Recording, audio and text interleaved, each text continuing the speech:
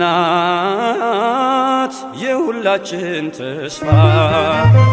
ከሰማዩ ከፍታ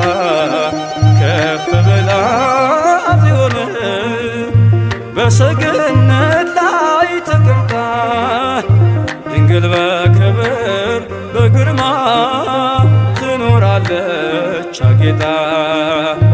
ድንግል በክብር በግርማ ትኖራለች አጌጣ